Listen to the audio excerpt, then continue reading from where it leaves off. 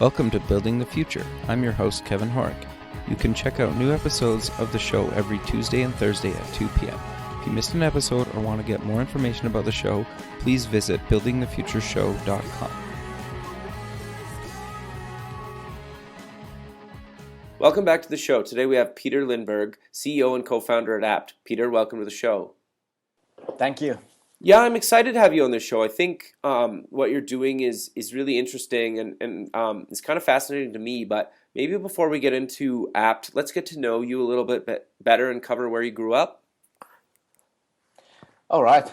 So I don't know if your listeners are familiar with Finland. It's like a 5 million people country, pretty sparsely populated. So I was born in a pretty small town. And then eventually I moved to Tampere, which is slightly bigger. And then, like most people in Finland, I ended up to Helsinki, which is the capital and where most of the business happens. Right. So what kind of got you to Helsinki at some point? Like, did you end up going to school there or how? Yeah, that's it. When after the military service, which is mandatory in Finland, I went to Helsinki to study. That was, I think, 92 or something like that. Right. So how long's the mandatory military service? Is it 2 years or 5 years or something like that? Back then, I think now it's six months these days. But back then it was like 8 months or 11 months. So I did 11 months up north. Okay, very cool. So you went to university in Helsinki. What did you take? I was studying software programming. Okay. When I started, and that was not a university degree, that was kind of a preparation for work-life kind of degree. So only actually a couple of years ago I did MBA with the university. Okay, very cool. So what kind of got you passionate about software and technology then growing up? I think I was like 14 when I got my first computer. Okay. And that was, it was pretty new back then. That was like 80s. Sure. No, that's awesome. So I did some graphics and some programming, and I think mostly it was games. So I was pretty excited, and I was always playing with PCs. That was not the Commodore or a Spectrum or something else, but personal computers when they came out. So that's how I started, and my father was working in paper industry, so when I was 14, they were buying their first computers, and that's when I started consulting and helping them out, installing the hardware and using the software and so forth. So pretty long time ago. Sure. No, I think it's awesome, and I always find it interesting to know kind of how people got into the industry and kind of what they ended up kind of doing. But I think a lot of us were kind of in that same boat, kind of in the 90s, right? Like you didn't really have a choice. If you were if you knew anything about it, people were just like asking you questions to help them, right? And whatnot. So it makes a lot of sense. So you came out of university. What did you kind of end up doing? You don't have to mention company names if you don't want to, but like I'm just kind of curious to know your background a little bit better. That's perfectly fine. When I was studying software programming, start of 90s, Nokia was growing really fast. So it was an amazing company back then in Finland. So I was studying in Helsinki, and Nokia was recruiting, and they needed some people for IT support. So I think they were hiring like maybe 30 people every month, 40 people every month. So growth rate just in this one office was quite high. And so I started there as a trainee and just helping people out with the IT stuff and that sort of thing. And that was the start, the first real job in IT. Okay, so you worked there for a number of years. Kind of walk me through the journey before you ended up kind of founding Apt. With Nokia, it's actually kind of funny because I was there, as I said, like something start of 90s till 97. Sure. And they were not interested in internet. They Really? were doing the mobile phones and that sort of stuff, but that was time before the internet. And I was very excited about the internet. I was teaching HTML programming and so forth, and I wanted to really be in the center of this. So I went to work for ISP, this kind of internet service provider. Sure. Called UNET, and they were actually purchased by Quest, US company. Okay. So that they formed KP and Quest. That was one of these big .NET companies that went bankrupt when things went sour. But anyway, yeah, from Nokia to this KP and Quest, and then I joined another small company doing all kinds of digital projects, including like music and videos and homepages and so forth. It was still a big thing to do. Sure. Homepages back then, and that company was purchased by Tietoenaattori. It's another like 16,000 people IT integrator, and got you. I joined them, and that was also quite a journey because quite soon I actually ended up in Czech Republic, starting their first offshore centers, and then I was working in Netherlands, putting up these digital services, and after that I was 4 years in Russia doing the same thing. Okay, very cool. Like it was a big company, and we were like setting up data centers in Russia, and we had software for oil industry, so that's a big thing in Russia. So I was working in Siberia with all these Really? big oil companies. That was pretty exciting and fun. Sure. That's awesome.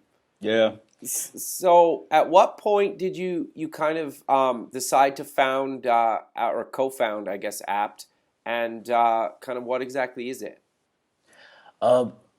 That's like getting back to the previous story. Like when I came back to Finland, I got a call from Accenture Headhunter, and Okay. I was working with Avane, the US company, for a couple of years. And after that, I started working on my MBA, and Right. I actually wrote a book about that. And the book was mostly about startups and how the business theories are changing because of this digitalization. And then I was also running a startup incubation service, and kind of step by step I was moving from corporate life to startup life, and I had one interesting project, and I met some IT influencers in Finland, and one of those guys had a great idea about the new company. He's Aki Antman, the CEO of Sulava, and so he called me if I want to run this company, and we talked about it, and we both loved the idea. The original idea was that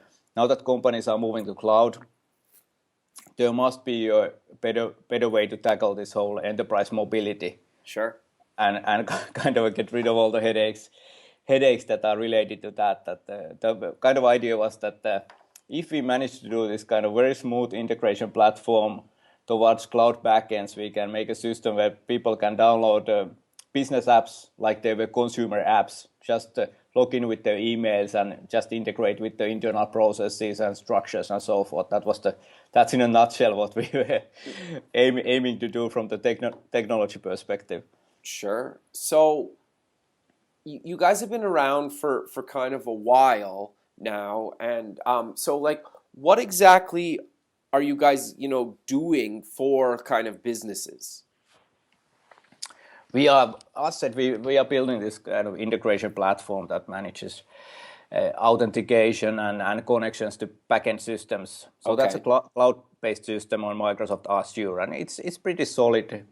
Microsoft is already sponsoring us, so they like what we do. It's kind of a smooth thing that it's. If you think how you download, for example, a Facebook app, so Sure. we provide similar experience for businesses. So they just download the app from Google or App Store or Microsoft Store, and bang, off they go. It integrates without any interference with the IT, or you don't need any sales or buying process or anything like that. So it's kind of a new thing. And on top of that, because we feel that we are kind of creating a new market, new way to doing this internal mobility, so we are building apps to kind of prove that our platform scales and teaching people that there's a new way of doing things. And of course, we also building our brand and getting some cash flow. So on top of our platform, we are building apps, and first app is called Apt Pulse. Okay. It's a new way of doing kind of internal surveys in a cool game-like way. Okay. So when you say game-like, what does that kind of mean? Like I get that, but for the kind of the listener So how are you guys kind of doing that, I guess? Like what's kind of like I load the app, I'm doing this kind of survey, but like how is it kind of different and how's it kind of like a game? There are like a couple of layers in that. First thing is Okay. that our apps, even though they are business apps, they look like games. They make people smile. We have very cute characters and so forth. So, and the whole process is pretty smooth. Just takes a few seconds, and it's like a tap and swipe, like you are playing a game, but you are actually giving out your feelings and opinions about things. And if you want, you can type in also information.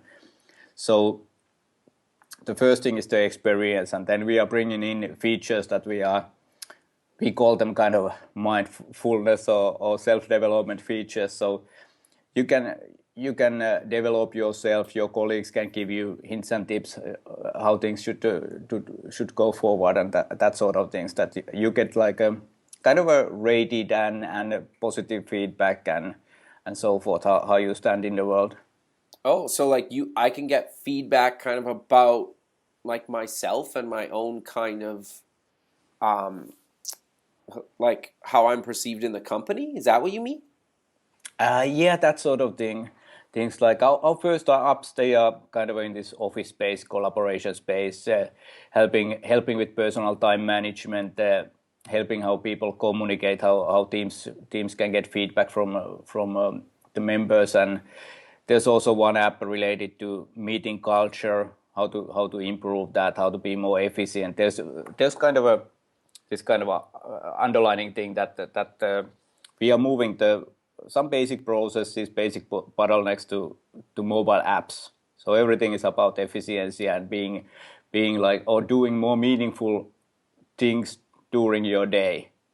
We did a couple of surveys in US and in Finland, and in kind of a how to say storyline is that most people feel that let's say 50-60% of their working time goes to manage internal processes. So it doesn't sound very cool. You should be doing like meaningful things, create value to your company, to your customers, and so forth, instead of managing these internal processes. So that's what we are trying to solve with our apps. Sure. No, I think that's really interesting. And like for people that don't know the product, it's apped.com.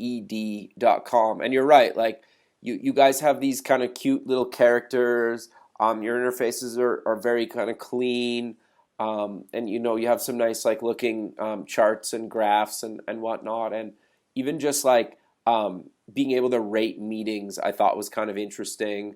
For me at least, because I think like a lot of people feel like sometimes meetings can be very, very wasteful and kind of a waste of time. And it's kind of interesting to me anyway, how you guys are trying to make stuff like that and these internal things inside a company just better by kind of giving feedback, right?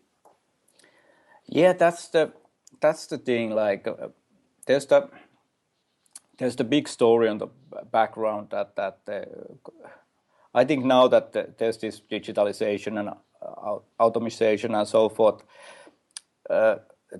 most organizations start to be kind of expert organizations, and if they have really tight control, I mean KPIs and all the processes are controlled very tightly, what people are doing each minute and so forth, that's actually hindering the way the organization works. You have to really get to use the talents of the people and let them decide what is the best at that moment. That's the thing that Google was looking into in their organization, that where management actually adds value in the organization. So we try to make that journey more easy to each organization, that they don't have to be Google or Netflix or IDEA or something like that. That any normal, even more conservative corporation can jump into that boat and be more efficient, be more agile, and have more happy people that are doing the right thing with their work time. No, I think that makes a lot of sense. And I think the thing that's interesting too, for me anyway, about your platform is the fact that it's almost like constant and like I don't have to just load this big long survey that takes me 20 minutes or something to complete that I never want to get to, where I can just quickly kind of give feedback on the things that kind of matter, right, inside an organization to make the company better, and then make even just the workplace for the employees better, right?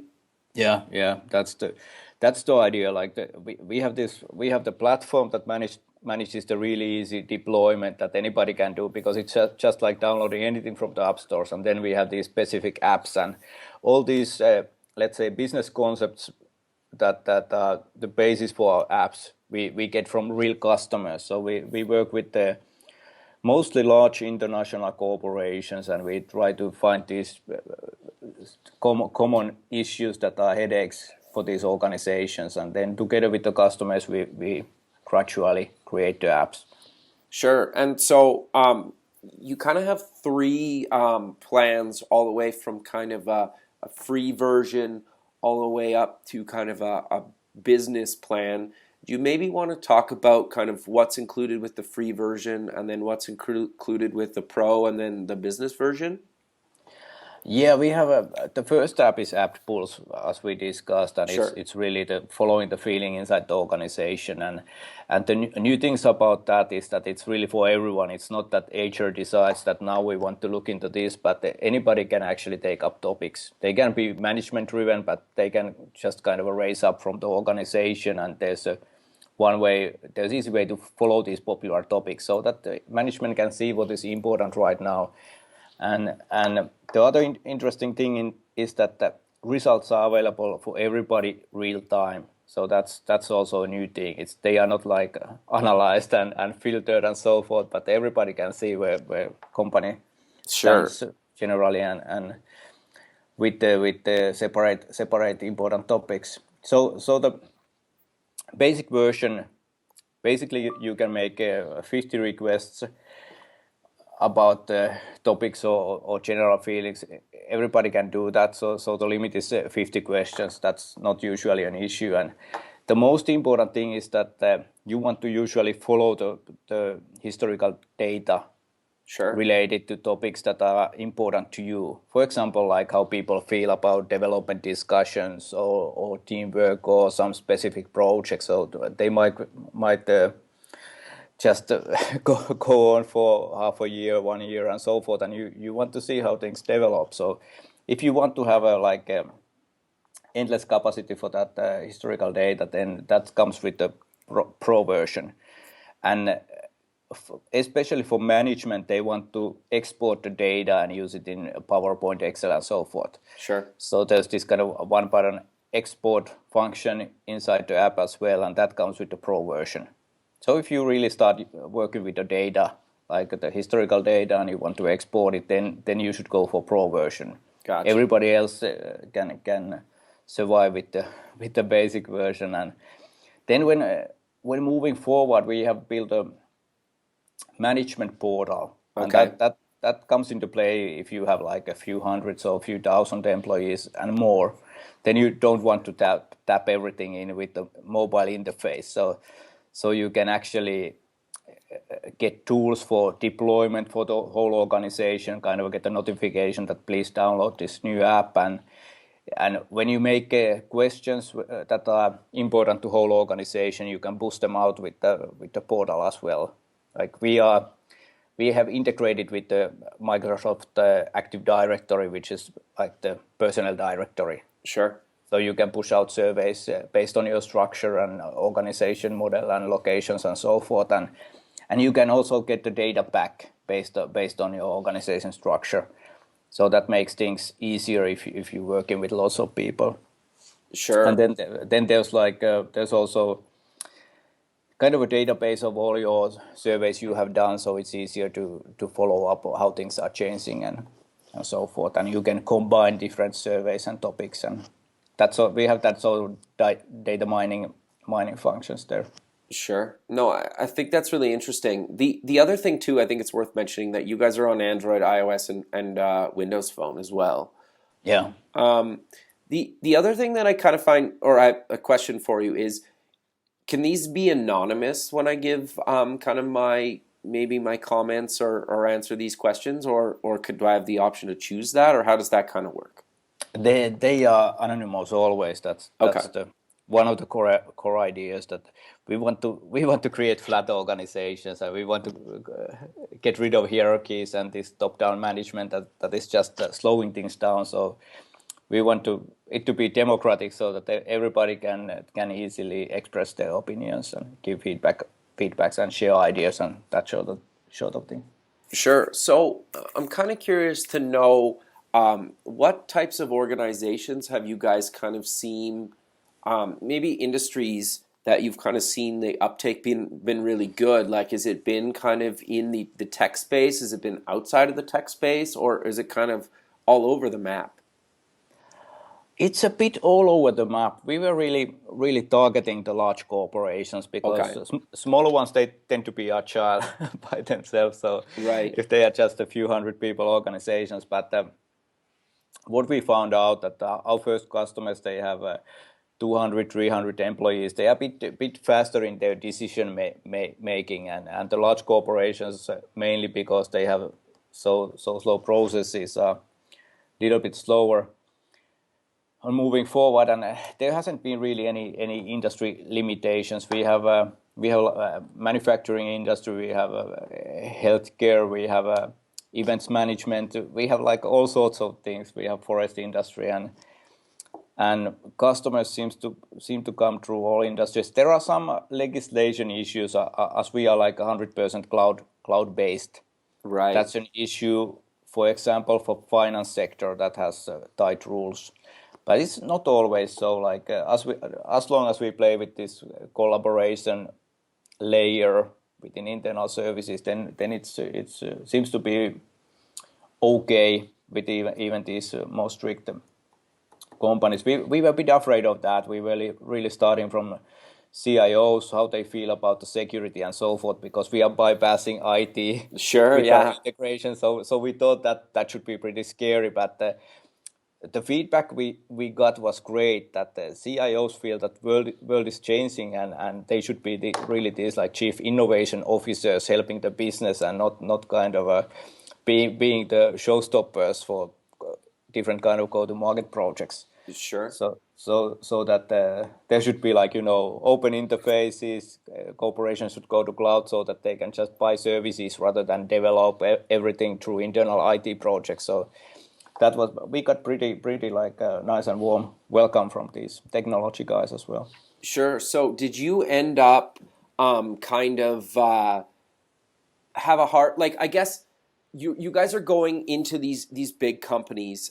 Did you kind of have a hard time maybe getting them to use it, or was it a little bit maybe employee kind of driven for the most part, and then they were kind of bringing it to their teams? Because I think nowadays a lot of people, they might have a company phone, but they also bring their own devices, right? And it's hard for organizations to tell people what they can and can't install on their own phone, that especially if they're paying for it, right?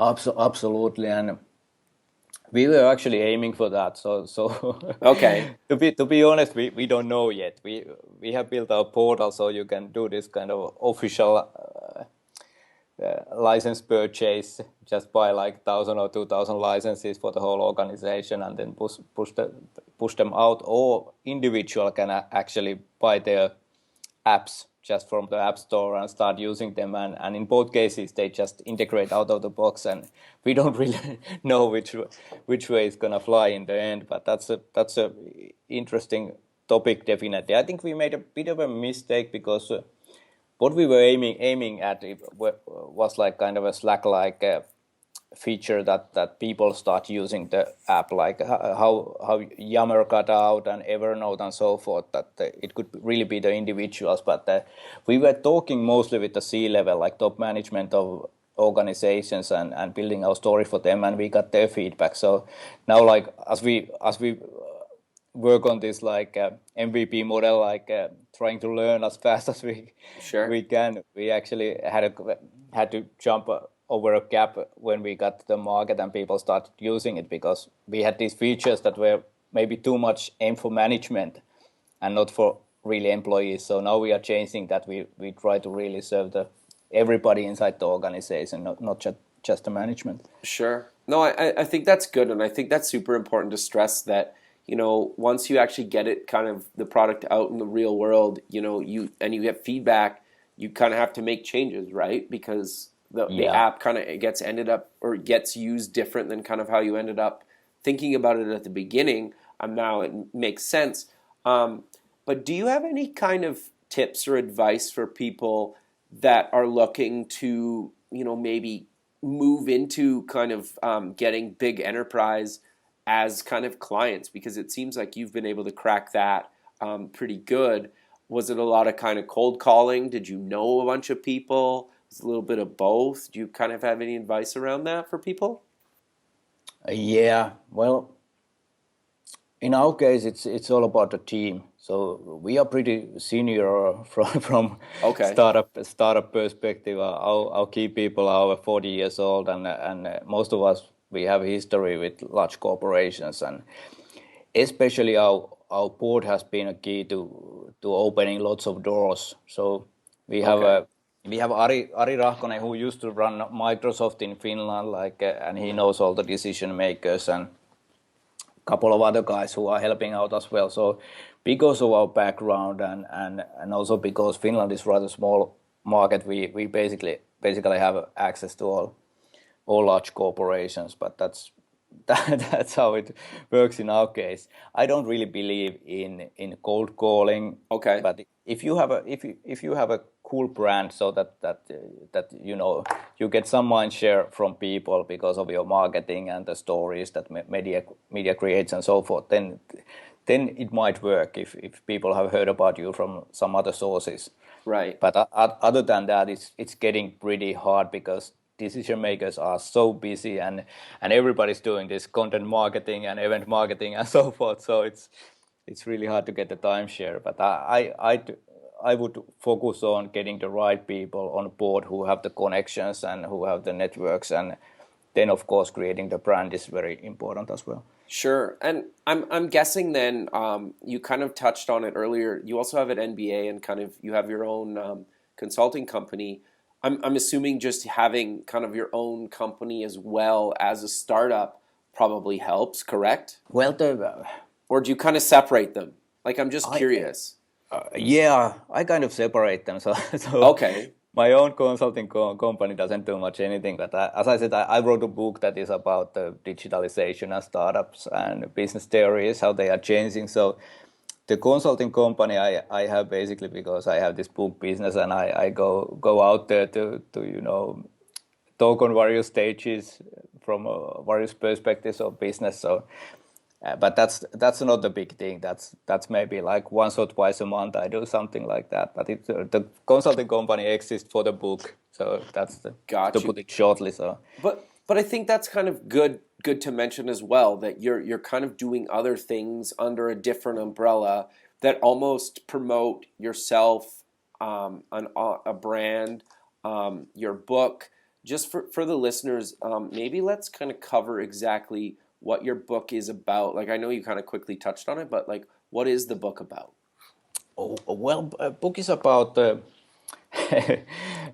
business theories, but from the kind of new perspective. So it covers the strategy and management and finance and coming to marketing and sales and how to manage information and how to try different kind of innovation models within your organization so that they actually bring results. So it covers all these areas, but it actually covers the historical perspective as well. So from the strategy, I start with the, let's say there's Porter and there's lots of old theories and I even touch like Adam Smith and Taylor and so forth, really old stuff that goes back hundreds of years and actually just getting to the point why these processes and KPI thinking, why is it so strict and why it does have to change now because of digitalization. The whole organization structure and talent structure is changing, and now like you have to allow these people to be agile. But that's kind of a thing. So in these different areas, I go from history to modern day, how things are moving to more agile direction, and what kind of theories are in the toolbox that you could try out as a startup. And then I have case stories from various startups. There's, for example, this Moves company. I don't know if you remember that was sold to Facebook. Yeah, totally. Yeah, and various others. So it's like what I wanted to do is to open up like to a little bit maybe younger guys how world actually works. That you have theories, you have actually loads of different theories you can use, but then the real world is always very different, and all the situations that happen, they can be just amazing within the company. So I Sure. wanted to kind of open up the big picture. What is it to run your own company? No, I think that's awesome, and I think that's really good advice. And you touched on something that I think a lot of people don't understand, especially kind of like you said when they're younger and maybe still in school, is you learn all these things in school, and some may or may not work, right? And when you actually get out Yeah, working in the real world, that a lot of times you basically throw away so much of what you learned just because like that's just not how like working in that industry really is. And it's funny because I remember this girl I went to school with years ago. She was probably one of the best designers I've ever met. yeah, And she went to this like prestigious design school in the States. And she said it took her 2 years to break out of like the mold that the school told her, because yeah, just like once she got out and was actually working as a designer, she had like, you'd get like 30 hours to do a project. And yeah, now when you get in the industry, it's like you have 3 hours, now go, yeah, right? So you can't do everything that you normally do in 30 hours. So I think yeah. that's a super good point, and I think a lot of people kind of forget that, right? Or never really learned that or really taught that. I think that's really, really important. Like one thing I have seen, I don't know if this is like Finland specific, like, you get so much stuff from your environment, like which hockey team to support and so forth Sure. from your parents. And then you move into the education system and you get these ready answers for everything. And on the other hand, you get all these norms and limitations inside your head, like they are not as part of your brain. You brain like evolves forever. There are no limitations, but you get them from your environment, and sometimes that's not a good thing if you really want to let your talents loose and change the world. Sure, I think that's actually really good advice. I think I'm kind of curious then. What else have you kind of seen that maybe you could tell the listener or give advice on, because you've been through it a number of times, and like you said, not everybody like yourself has kind of access to this network because you've been doing it for a long period of time. But is there any other advice you'd kind of give the listener out there that's looking to get in the space or is already in the space and maybe looking for some other advice? Well, in our case, I think the important things have been like, well, it's hard to say because there are so many ways to do a startup. Some Sure. people like to work on it with their own income, and I think that makes sense. But now things are moving so fast that we are doing it with the risk investments, just that we can do things as fast as possible to get into our market Okay. and so forth. And so I think getting the right people on a board and building your network, that's very important thing. Like most things still, even though we work with the latest technology and create new things, but still all the key decisions, I think those happen in the space between like two people. They can be just amazing situations that change your whole future. Sure. So I think that's important to remember, that it's still all about the people and getting the right people on the board and going out there and networking and so forth, and getting, I would say the funding side is a big headache. So you should be kind of a paranoid in that, so that make sure that you manage your cash flow all in all, that you have enough cash to pay the salaries and see the future like 3 months, 6 months and so forth, so that rather go early than too late. And that's also like any negotiation with the investor and so forth. So don't drive yourself into tight spot that you have to take that one deal. Always negotiate with several partners and have your options open, and do it so early that you can always change your direction. It's easy to say, but it's actually much harder Sure. to do. So those But are yeah. I think that's really good advice. And the other thing too that I love the fact that you don't even live kind of in North America. I think that, and just having that perspective of kind of being outside of of that, right? And like you mentioned earlier, there's been a handful, like Nokia.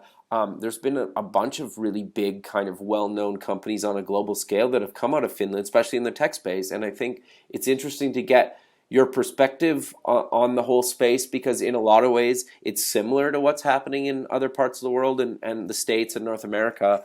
But it can be a bit different, right? But Finland's also, especially in Helsinki, has quite a big tech space and has been popular in tech space for the last few decades.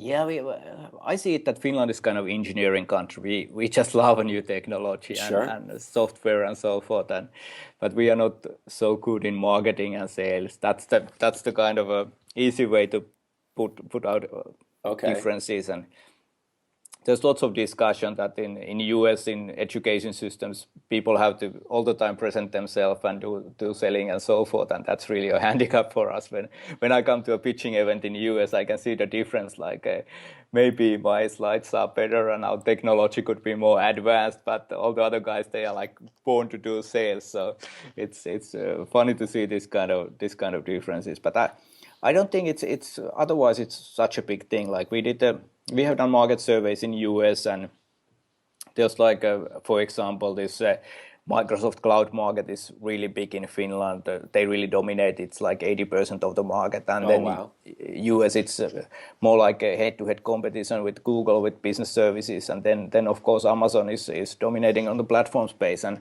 that sort of things are different. And in Finland also most companies they are paying for mobile phones and paying for the phone bills. That's still a norm, and that's not so in most companies in US. I have understood. Right. But like getting to traction, I think like maybe it's because I spent already 8 years abroad in very exciting countries and Sure. did business in Russia and so forth. So I think like people everywhere they are basically good.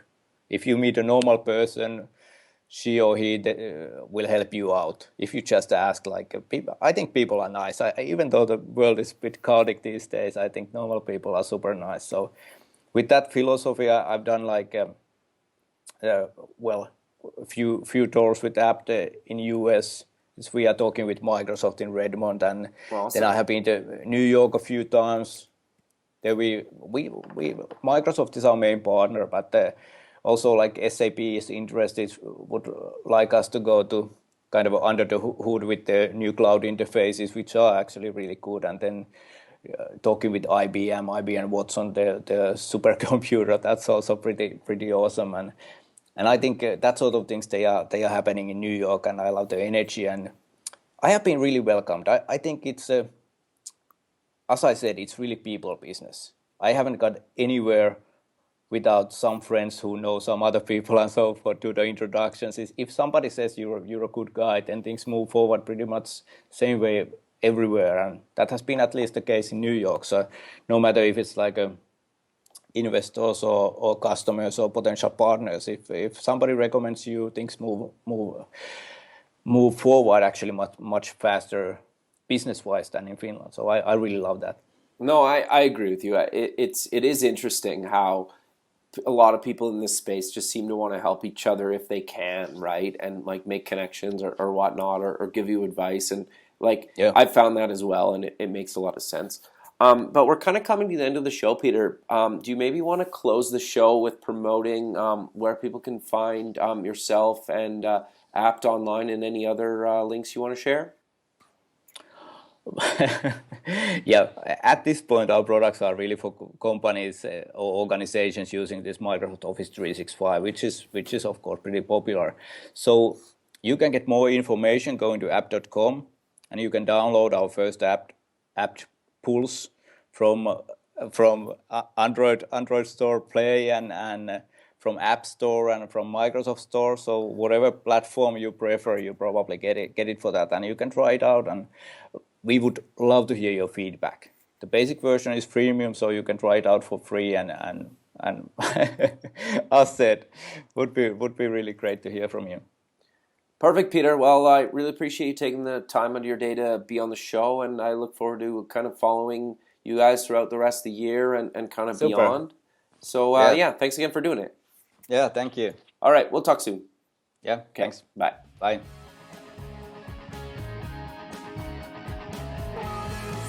Thanks for listening. The music for the show is done by Electric Mantra. You can check them out at electricmantra.com and keep building the future.